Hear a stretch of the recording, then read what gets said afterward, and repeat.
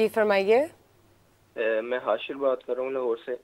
جی جی کہیے. میرا ساحل سر سے سوال ہے کہ انہوں نے ہماری ڈیفینیشنز تو کلیئر کر دی اسلام کے لحاظ سے، اور لیکن مجھے یہ نہیں سمجھ آ رہی ابھی. میں 18 سال کا لڑکا ہوں، تو ایز اے ٹین ایجر میرا کیا رول ہونا چاہیے سوسائٹی میں، مطلب میں کیا امپیکٹ ڈال سکتا ہوں؟ ٹھیک ہو گیا، بہت بہت شکریہ. ساحر صاحب کہہ رہے ہیں سب جی سے کہ پہلا وہ امپیکٹ آپ کو چاہیے آپ صحیح سوال پوچھنا شروع کر دیں. آپ کی نالج بڑھانے کے لیے آپ کو سوال چاہیے. 18 سال کا لڑکا should be the biggest challenge.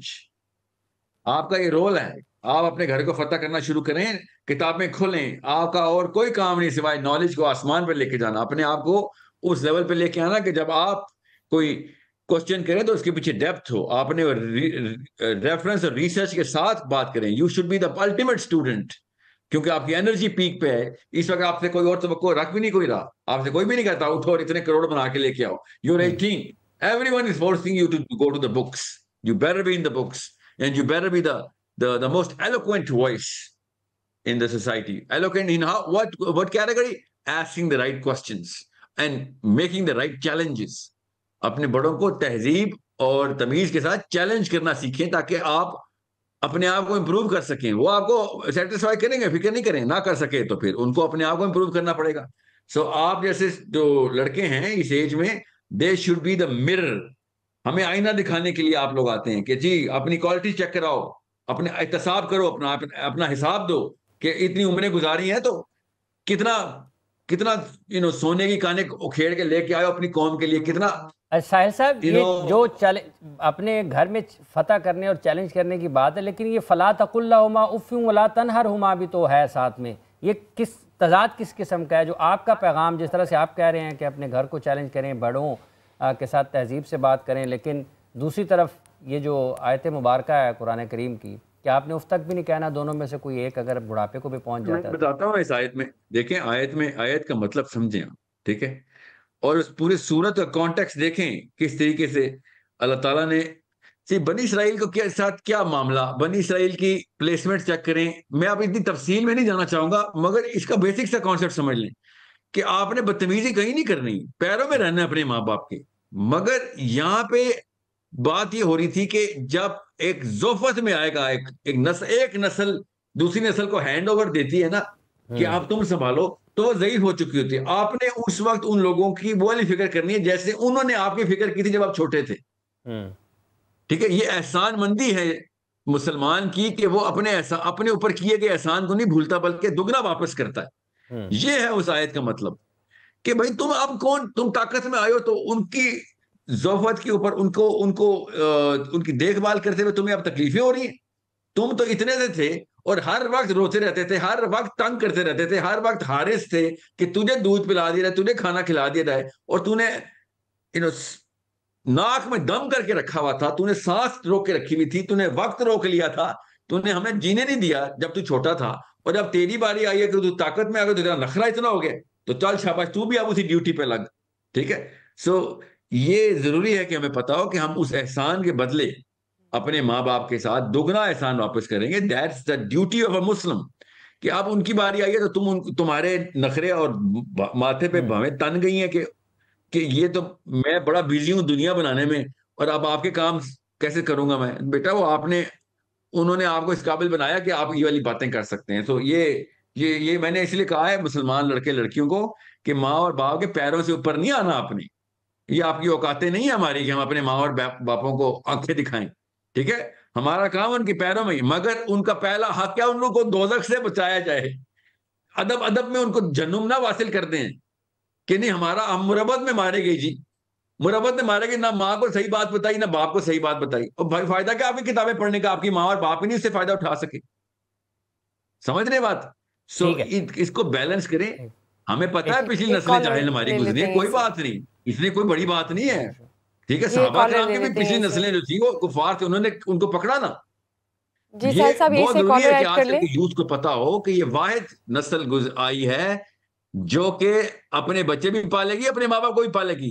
یہ اس لیول کے اوپر سوچیں. آپ دیکھ کیوں نہیں رہے ہمارے آرمی کے جرنیل دیکھیں، ہمارے پارلیمنٹ ہاؤس کے بابے دیکھیں، ہمارے مسجدوں کے ملا دیکھیں. آپ سمجھ نہیں آ رہی آپ کو لینڈسکیپ کیا ہے. We need to fix these people, that's our job. جی کالر ایڈ کرتے ہیں ساحل صاحب. السلام علیکم. جی وعلیکم السلام. جی فرمائیے. جی میرا نام شان اللہ ہے اور میں گریس یونان سے بول رہا ہوں. ٹھیک ہے جی شان اللہ صاحب یونان سے کیا کہنا چاہتے ہیں؟ جی سوال میرا یہ ہے جی، ویسے تو پاکستانی ہم لوگ سارے مسلمان ہیں اور حکومت بھی مسلمانوں کی ہے، اور یہ جو ہم سود کا جو نظام ہے، اب بحیثیت میں یا کوئی بھی پاکستانی یا مسجد کا امام شہداء جتنے بھی ہیں، ہمیں پتہ ہے کہ سود لینے والا اور سود دینے والا اور سود لکھنے والا یہ سب جو ہے نا اللہ اور اللہ کے رسول کے خلاف جنگ کے لیے نکلتے ہیں. اب ایک بچے کو بھی پتا ہوتا ہے کہ جب حکومت آتی ہے پہلے یہ سب لوگ IMF کے پاس جاتے ہیں، ٹھیک ہے جی یہ گئے انہوں نے سود لیا، میں بحیثیت پاکستانی نہ میں سود لینے والوں میں ہوں اور نہ سود لکھنے والوں میں، لیکن یہ جو چیزیں یہ سود لیتے ہیں اور بعد میں جو چیزیں مہنگی ہوتی ہیں ہم جو کہتے ہیں جی ہم ٹیکس پے کر رہے ہیں، وہ ہوتا تو سود ہی ہے نا. تو ہم سود دینے والوں میں تو پوری قوم آتی ہے نا، سود دینے والوں میں تو آتے ہیں نا بحیثیت قوم. تو ہم کس کھاتے میں جا رہے ہیں، یہ سوال تھا بس. ٹھیک ہے، آپ نے یونان سے فون کیا ہے اور آپ کا سوال سود کے حوالے سے. ساحل صاحب آپ نے سوال سنا ہے اور اسی میں قرآن کریم کی جو آیت ہے یا ایھا الذین آمنوا اتقوا اللہ وذروا ما بقی من الربا ان کنتم مؤمنین، یہ شامل کر لیں اور پھر آپ کس طرح سے دیکھتے ہیں ہمارے اس نظام کو جس میں ان کا خیال ہے کہ جو ٹیکس سود کے ہم واپس پیسے کر رہے ہیں، سود کے سائیکل میں آتا ہے. مجھے کوئی شک تو نہیں ہے، ہم سود نہ صرف لکھنے والے میں، ہم دینے والوں میں، لینے والے میں نہیں تو دینے والوں میں تو ہیں. ٹھیک ہے، تو نبی اسلام نے ارشاد فرمایا نا کہ ایک وقت آئے گا جب ایک سود کے دھوئیں سے بھی میرا ایک بھی امتی نہیں بچ سکے گا. تو ہم ایٹ لیسٹ اس لیول پہ تو ڈائریکٹلی انوالو نہیں ہے تو انڈائریکٹلی ہم انوالو ہو جاتے ہیں. تو بھلا ہو یہ آئے نا ذرا لائن پہ، یہ سوال اللہ کی طرف سے آیا نا، مسلم لیگ والے غور سے سمجھ لیں، فتویٰ نہ لگا. میں کاش میں مفتی ہوتا فتویٰ لگاتا کہ یہ نواز شریف اور شہباز شریف پے در پے جا کے انہوں نے سود آن کروایا سپریم کورٹ میں جا کے کیس کر کے، یہ ان کو دیں چاٹیں ان کی پھر کرسیاں. نہیں تو ساحل صاحب اس میں تو وہ ساری کی ساری نظام حکومت ہی شامل ہے نا، اس میں تو چاروں صوبائی اسمبلیاں آ جاتی ہیں. اس وقت جو حکومت میں بیٹھے ہوئے انہوں نے تو پراپر جا کے لڑائیاں کر کے سود آن کروایا ہے. یہ جب ایک پارٹی پتا ہو کہ خود سود اس طریقے سے آن کرواتی ہے، اس کے بارے میں کوئی بھی اس کی طرف سے کوئی بھی کام کرنا، اس کے لیے اس کو سپورٹ کرنا، یہ سود لکھنے والی بات کیا کر رہے ہیں آپ؟ سودیوں کے ساتھ کھڑے ہو گئے. مسلم لیگ والے کو میں یہی تو کہہ رہا ہوں، شکر کریں میں مفتی نہیں ہوں. مفتیوں کو تو چاہیے تھا کہ مسلم لیگ میں جانے والوں کے خلاف فتویٰ دے دیتے کہ بھائی یہ تمہاری پارٹی کے لیڈر سپریم کورٹ جا کے سود کے اوپر کیس کرتے ہیں کہ ہمیں سود کروا کے دو آن پاکستان میں. لیکن یہ تو ساحل صاحب ساری کی ساری سیاسی جماعتیں جو اس نظام کا حصہ ہیں وہ سب کے سب ہی اس کے آپ کہہ لیں کہ وہ اس کے اوپر ڈٹے ہوئے ہیں. میں کون کہہ رہا ہوں کہ باقی کے دودھ کے دلہے ہیں؟ میں آپ کو یہ بتا رہا ہوں یہ وہ بے باک لوگ ہیں جو سپریم کورٹ میں جا کے لڑائی کرتے ہیں. ٹھیک ہے، ایک کالر لے لیتے ہیں. کالر ایڈ کرتے ہیں. جی السلام علیکم. السلام علیکم. جی فرمائیے. جی السلام علیکم. کون صاحب محترمہ کہاں سے ہیں؟ رمضان کا سلام میں آپ کو خوش آمدید کہتے ہیں. جی بتائیے. جی میں غیر مسلم ملک میں رہتی ہوں. 5 سے 10 سال کے بچوں کو پڑھاتی ہوں انگلش اور سائنس. اور سوال میرا یہ کہ میں منہ کا پردہ نہیں کر سکتی اور میں اپنا گھر چلاتی ہوں، اپنے امی ابو کا گھر، کیونکہ میں صرف ان کی اولاد ہوں جو خرچہ چلا سکتی ہوں پاکستان میں. تو میں کس طرح سے، مجھے پتا ہے کہ منہ کا پردہ فرض ہے لیکن میں مجبور ہوں، تو میں اس میں کیا دین کی گنجائش نکال سکتے ہیں؟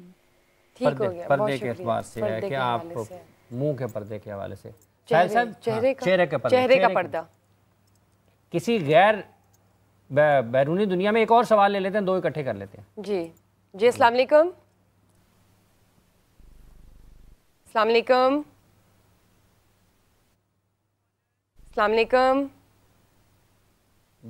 جی السلام علیکم. کون سا؟ جی آپ کو آواز آ رہی ہے؟ السلام علیکم.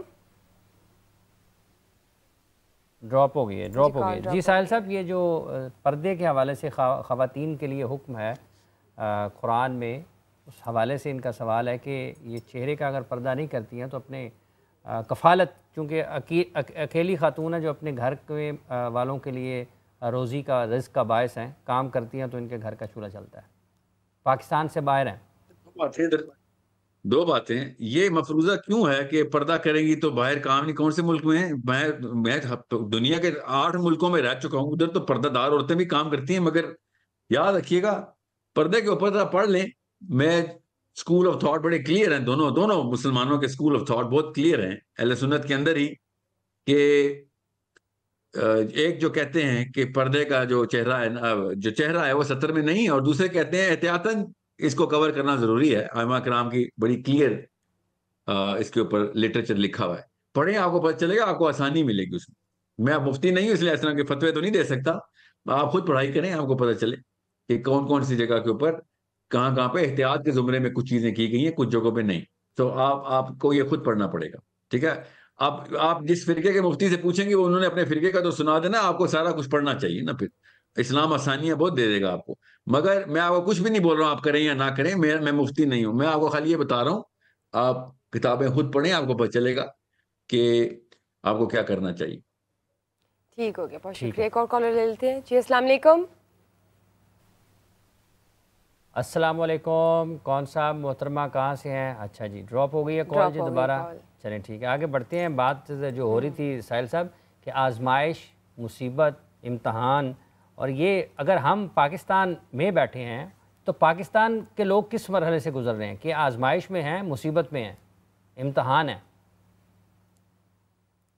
دیکھیں قوم ویسے حکمرانوں کو چوز کرے اور ایسے سسٹم کو چوز کرے جو اللہ تعالیٰ کے قانون کے بالکل بھی بلکہ کئی دفعہ تو اینٹی چلتا ہو، ٹھیک ہے، تو پھر یہ آزمائشیں اور یہ مصیبتیں اور امتحان اور سزاؤں میں تفریق کرنا بڑا آسان ہو جاتا ہے۔ قوم کو آپ حکمران کی کرسی کے تھرو دیکھتے ہوتے ہیں، قوم اور کچھ نہیں ہوتی۔ میں اور آپ آپس میں نتھی ہوئے ہیں کسی ایک قانون کے تھرو، حافظ صاحب، میں اور آپ ایک خاص لیجسلیشن کے تھرو آپس میں ایک دوسرے پہ ڈیپینڈنٹ ہیں۔ میں کچھ ایسے کام نہیں کر سکتا لاہور میں، کراچی میں، اسلام آباد میں، جو کہ میرے نفس کی کوئی خواہش ہو تو مجھے قانون روکتا ہے نا وہ، ٹھیک ہے؟ تو مجھے اور آپ کو ایک دوسرے کو قانون نے پکڑ کے رکھا ہوا ہے ہر وقت، اور ایک دوسرے کی حفاظت ہم دونوں کے اوپر معمور قانون نے کروا دی ہوئی ہے۔ اب مسئلہ یہ ہے کہ وہ قانون جو ہے نا، وہ جن لوگوں کے ہاتھ میں ان کو حکمران کہا جاتا ہے۔ قوم کی اصل میں جو حیثیت ہوتی ہے اس کے قوانین کے اوپر، اس کی پکڑ کے اس کو قوم بولتے ہیں، اس کی حیثیت ہوتی ہے۔ سو یہ بہت ضروری ہے کہ ہمیں پتہ ہو کہ ہمیں اگر ہمارے اوپر مصیبتیں آتی ہیں تو ان قوانین کے ہونے یا نہ ہونے، یا اگر ہیں اللہ کے قانون ہے تو اس کے اوپر واقعی میں کوئی امپلیمنٹیشن ہے بھی کہ نہیں، اور اگر نہیں ہے تو پھر وہ کیوں نہیں ہے، اس کے اوپر اس کی موجودگی عدم موجودگی جو ہے نا یہ ہمارے اوپر بتائے گی۔ ایز اے قوم ہم پہ آسمان سے بادل آگ برسائے گی یا رحمت برسائے گی۔ سو یہ بہت سمپل سا ایک ٹیسٹ ہے، دیکھ لیں، پھر آپ کو خود بھی پتہ ہونا چاہیے کہ کن جگہوں پہ اللہ کے قانون ہونے چاہیے تھے وہ وہاں پہ نہیں ہے، اور جہاں پہ ہیں وہ نام ہی کے ہیں، ورنہ دیکھ لیں پھر کیا کیا پریکٹس ہوتا ہے کیا نہیں۔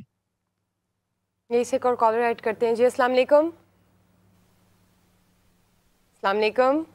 السلام علیکم۔ جی جی فرمائیے۔ آپ کو آواز آ رہی ہے؟ جی جی جی فرمائیے۔ جی جی فرمائیے، کون بات کر رہی ہے؟ ڈسکنیکٹ۔ اچھا ساحل صاحب، جب ہم یہ آزمائش اور امتحان کی بات کر رہے ہیں تو آیت مبارکہ ذہن میں آئی قرآن پاک کی کہ قُلْ مَن يَرْزُقُكُم مِّنَ السَّمَاءِ وَالْأَرْضِ أَمَّن يَمْلِكُ السَّمْعَ وَالْأَبْصَارَ وَمَن يُخْرِجُ الْحَيَّ مِنَ الْمَيِّتِ وَيُخْرِجُ الْمَيِّتَ مِنَ الْحَيِّ وَمَن يُدَبِّرُ الْأَمْرَ فَسَيَقُولُونَ اللَّهُ فَقُلْ أَفَلَا تَتَّقُونَ فَذَلِكُمُ اللَّهُ رَبُّكُمُ الْحَقُّ فَمَاذَا بَعْدَ الْحَقِّ إِلَّا الضَّلَالُ فَأَنَّىٰ تُصْرَفُونَ۔ تو تم فرماؤ آسمان اور زمین میں سے تمہیں کون روزی دیتا ہے، یا کان اور آنکھوں کا مالک کون ہے، اور زندہ کو مردے سے اور مردے کو زندہ سے کون نکالتا ہے، اور کون تمام کاموں کی تدبیر کرتا ہے؟ تو اب کہیں گے کہ اللہ، تو تم فرماؤ تم ڈرتے کیوں نہیں؟ تو یہ اللہ ہے جو تمہارا سچا رب ہے، پھر حق کے بعد گمراہی کے سوا اور کیا ہے؟